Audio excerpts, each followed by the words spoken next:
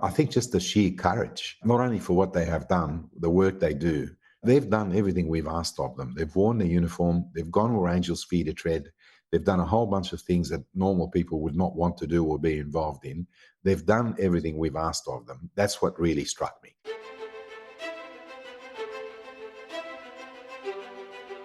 Welcome to the podcast where we track down Australian war veterans, have a chat with them, and hear their stories. I'm Alex Lloyd, and this is Life on the Line.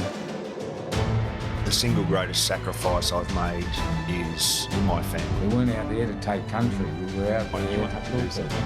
That was our job. I did feel a lot of regret. Friends were still getting killed. It got to the point where, you're going to funerals quite often. Do I lead under fire? And that was a heavy responsibility, I guess, on my shoulders that I didn't want to screw up. You have to be resilient to get a cope. War itself is horrific. It's a horror story. It should never be dressed up as if it's something glorious. Not what you can do for yourself, but what can you do for your country. The volunteer for service was in effect to put your life on the line.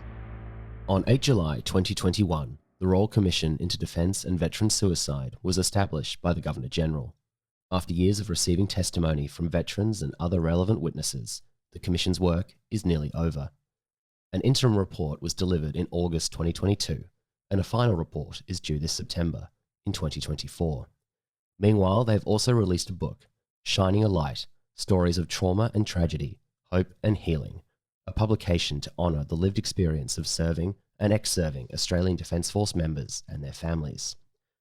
Nick Cowdis, APM, is one of the 3 Royal Commissioners for this inquiry and is the chair of the Commissioners. Nick has an extensive background of public service, including time with the New South Wales Police Force and the United Nations. The role of the Commissioners was to listen, investigate, and recommend actions or changes to address systemic issues contributing to suicide and suicidal behaviours by serving and ex-serving ADF members. To say that Nick's immersion and exposure to the written and oral testimony of veterans is extensive is an understatement. In this special podcast, Nick will share some of his insights into what our veterans had to say. Nick, welcome to Life on the Line. Thanks very much for having me. I appreciate it, Alex. Nick, before we get onto some of the testimonies that you heard, let's talk about the process of the Royal Commission itself. Between 8 July 2021 and 13 October 2023, a 27-month period, the Royal Commission received 5,889 written submissions. Of these, just over half, 3,058, were written by people with lived experience of military service.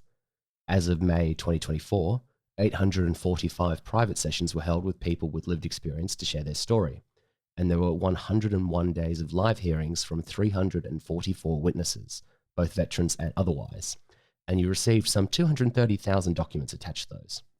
When read out loud like that, the numbers all sound impressive. Is this the scale you expected coming into your role as Commissioner, or did the quantity exceed expectations? It's pretty much what I expected. I've led previous inquiries, perhaps smaller and bigger, but you have to accept that for an inquiry like this, we needed to hear from everybody who had something to say, not only for us to be informed about the situation, but just as importantly for some people to feel that they have been heard, which is really the aim of the private sessions. It's not evidence. It certainly helps us form our views, but we can't use it specifically. But for those who had the courage and the resilience to relive all their trauma and to come forward to talk to us, I think it was just as important for them to know and to be aware that they have been heard and that we've taken on board what they're telling us and what they've been through. I think all inquiries generate a whole lot of paperwork, but that's not a negative thing. We then had the task of sifting through and working out which bits we had to rely on and which bits we were not able to use. By and large, though, I have to say, one of the most impressive things that we've had in the Royal Commission and that has impressed us and affected us has been the courage of those who came forward, who put their hand up and said, something has happened to me, I want to be heard, or I am a loved one of someone who has been through a dreadful experience and I want to tell you about it. I think that's the private session is an aspect I've not heard spoken about as much, in that because you can't use that testimony specifically, like you said, it can shape your views, but you're just providing a safe, cathartic space as well. Like that's, I think, a really sort of wonderful service you're providing the community in that sense. Yeah, I think it was really important for those who have had, some dreadful experience that they've been through or maybe still going through it, just to sit in the room with one of the commissioners and a counsellor and tell their story. And many of them have said, I'm not even asking you to do anything. I just want to be heard. I want someone to listen to what has happened to me and to validate my thoughts. Well, from going through the Shining a Light book, it strikes me as there have been three sort of key periods you can categorize these into in the life of a veteran that the Royal Commission was examining. Experiences while in uniform, the experience of transitioning out of the military, and experiences in life after service, after that separation point.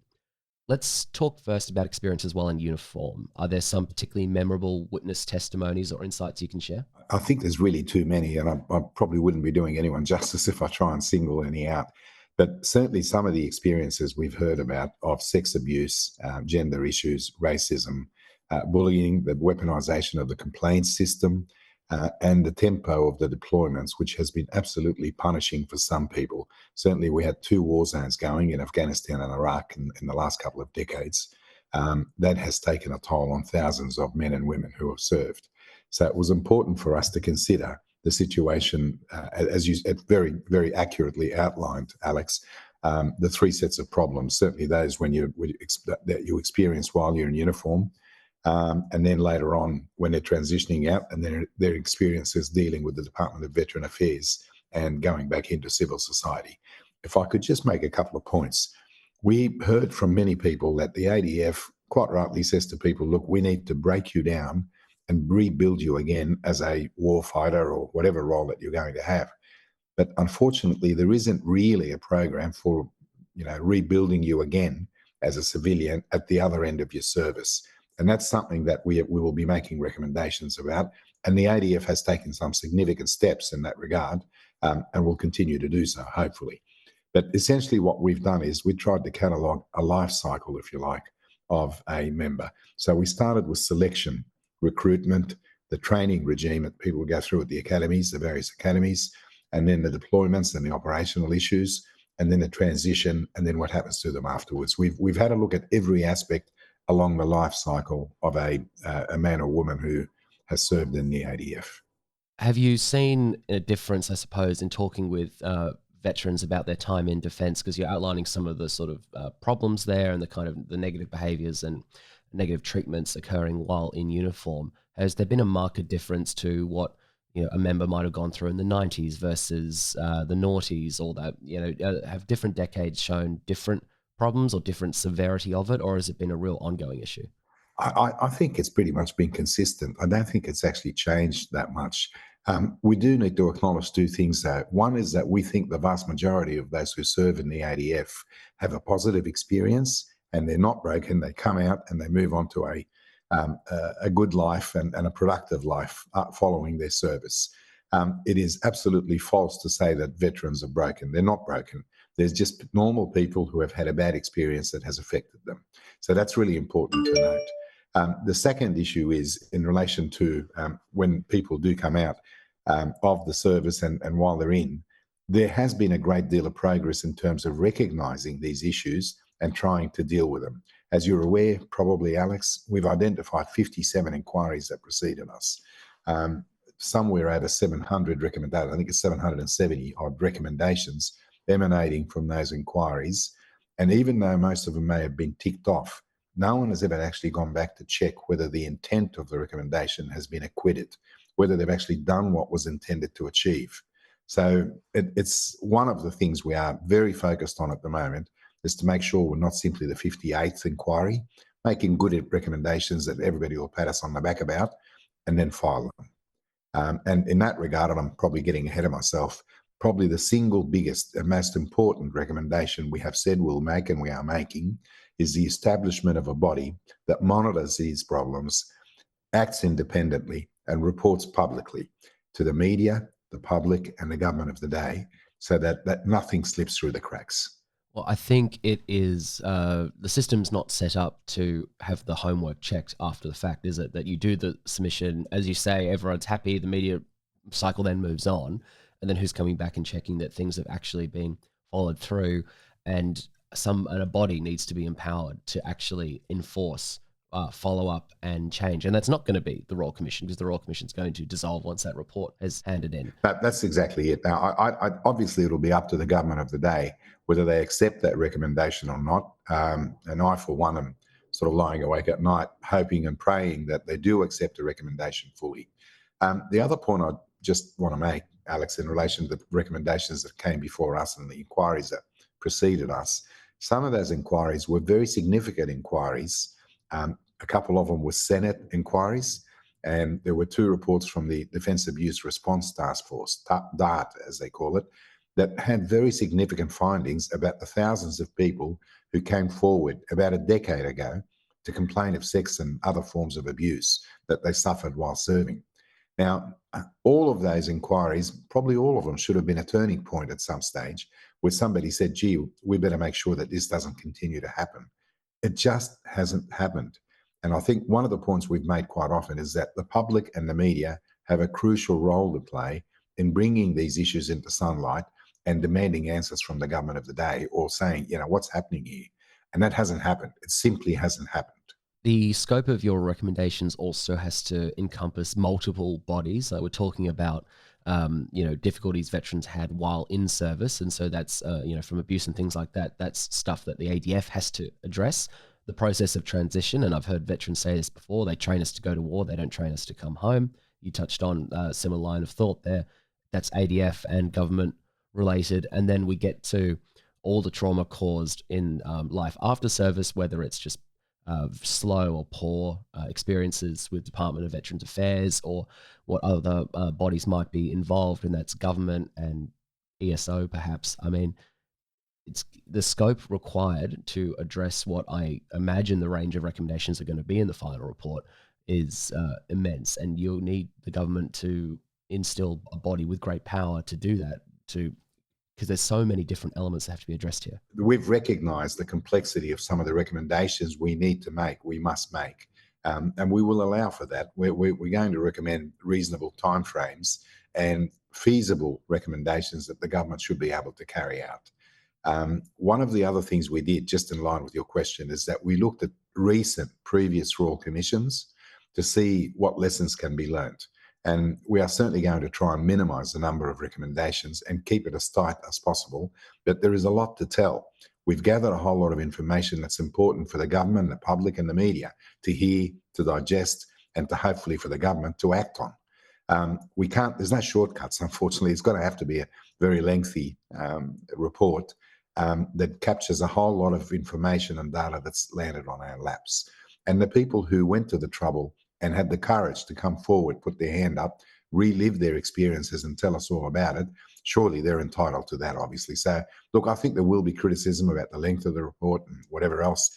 We can't do anything about that. We have to call it as we see it. And that's been our approach pretty much all along.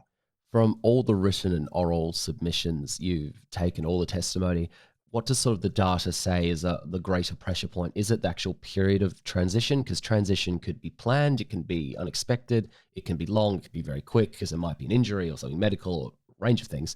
Is it the transition process that is a greater pressure point for veterans the Commission's found, or is it they maybe accrued an injury, physical or mental, in service and need follow-up support, and it's the DVA, it's the post-service experience that is more creating difficulty or trauma? Which have you found, like the transition or the aftermath of service, which has been the greater pressure point in the data you've collected? My sense is that it's actually the service, the time they have in service.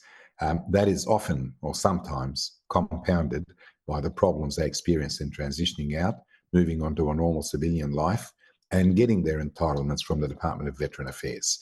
And I have to say the Department of Veteran Affairs has been on a journey with us in this space, and they have made some very significant improvements. They're trying to address the issues. They have, I hope and pray, turned the corner, and I'm looking forward to hearing that things will be much better in that space.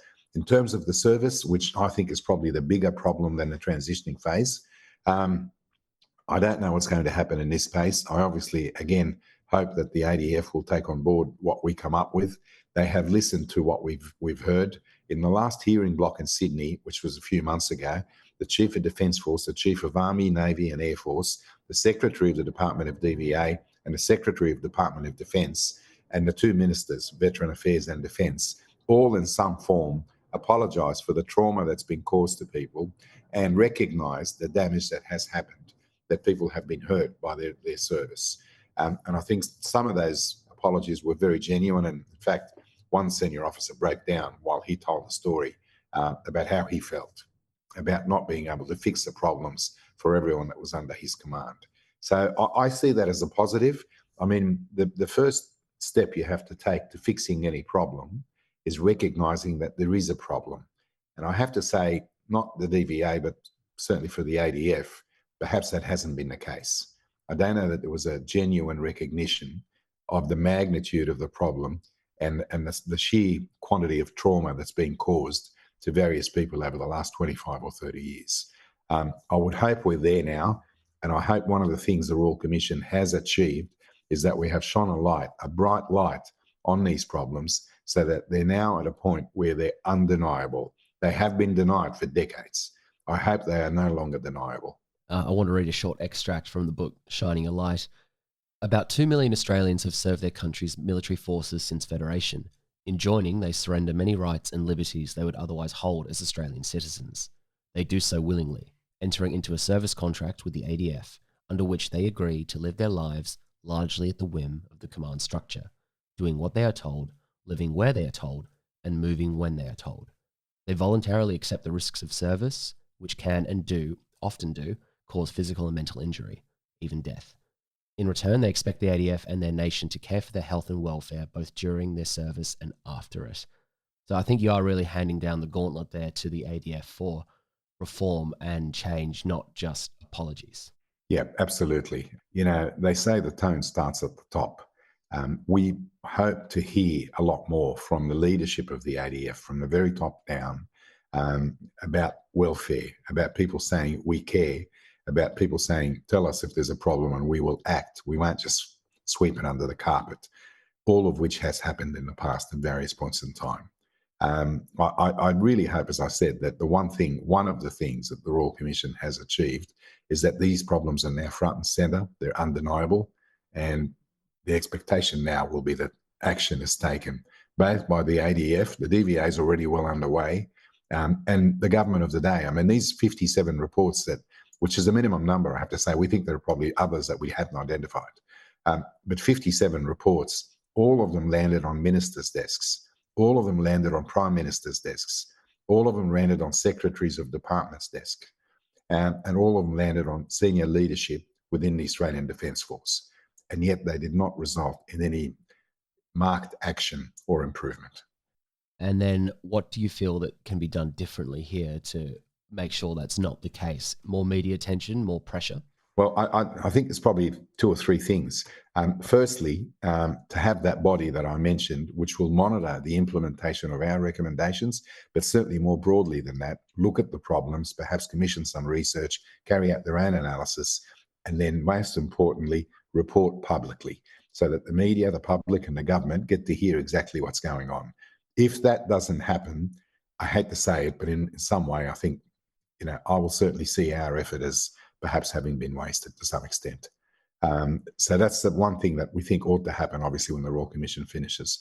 The second thing, and it's just as important, is a shift in culture in the DVA and certainly in the leadership of the Australian Defence Force, where the leaders are not actually caring, but they actually act on issues that land on their lap.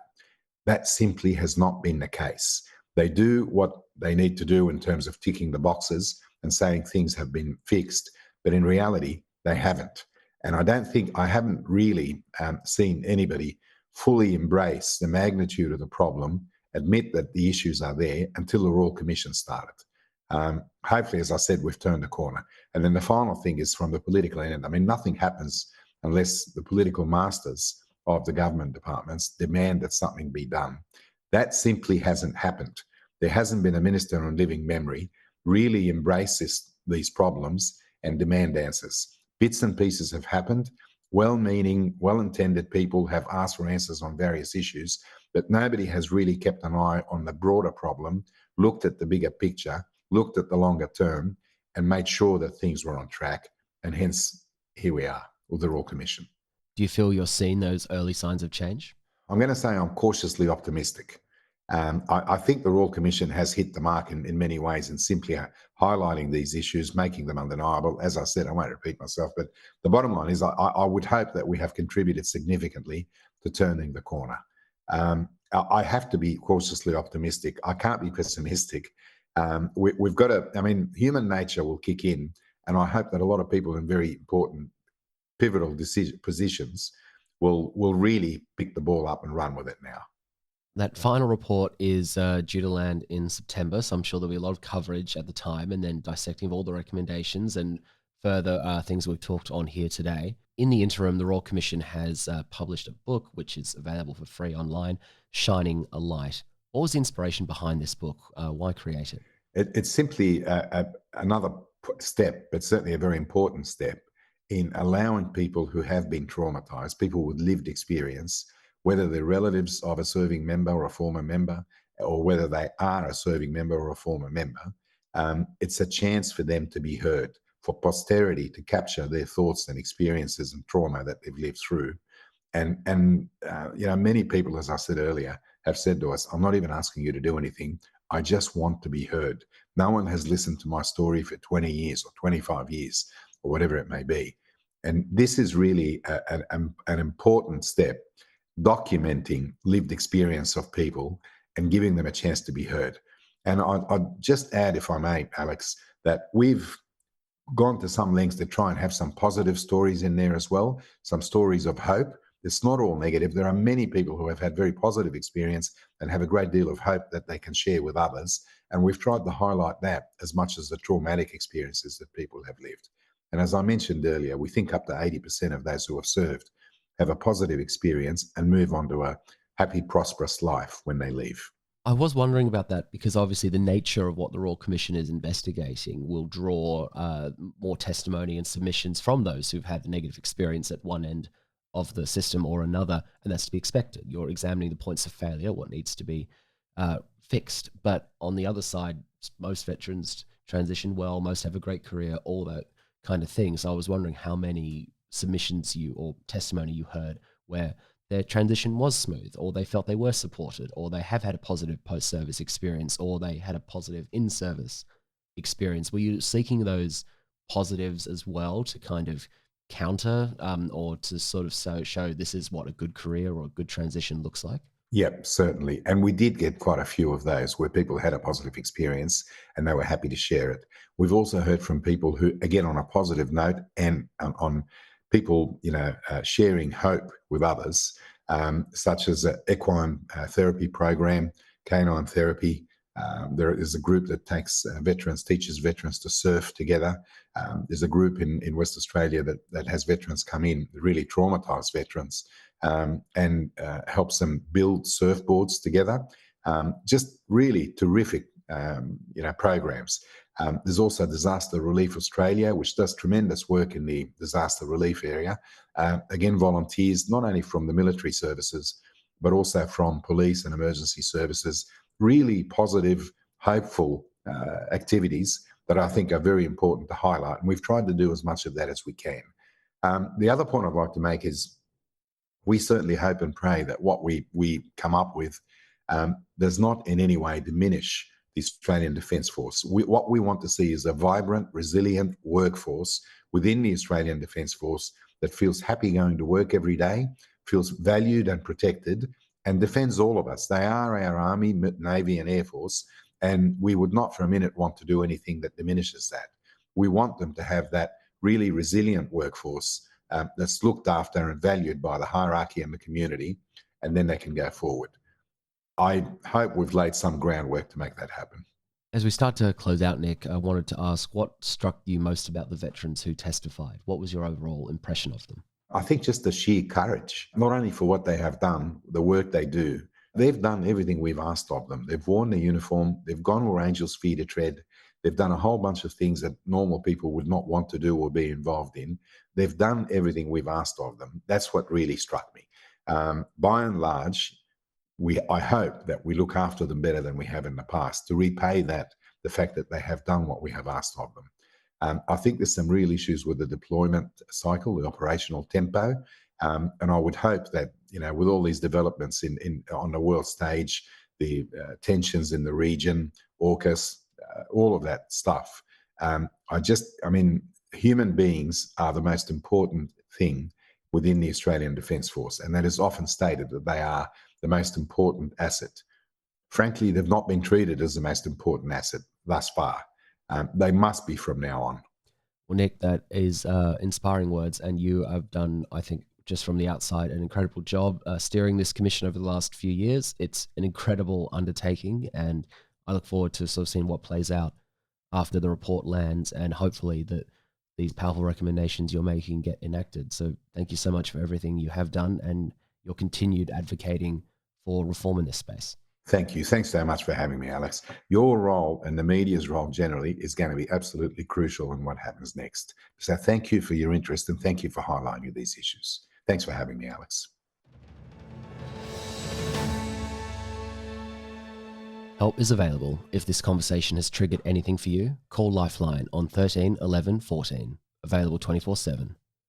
Follow us to never miss an episode when one drops. You can follow us at Life on the Line Podcast on Instagram, Facebook, and YouTube, at LOTL Pod on X/Twitter, and at Thistle Productions on LinkedIn.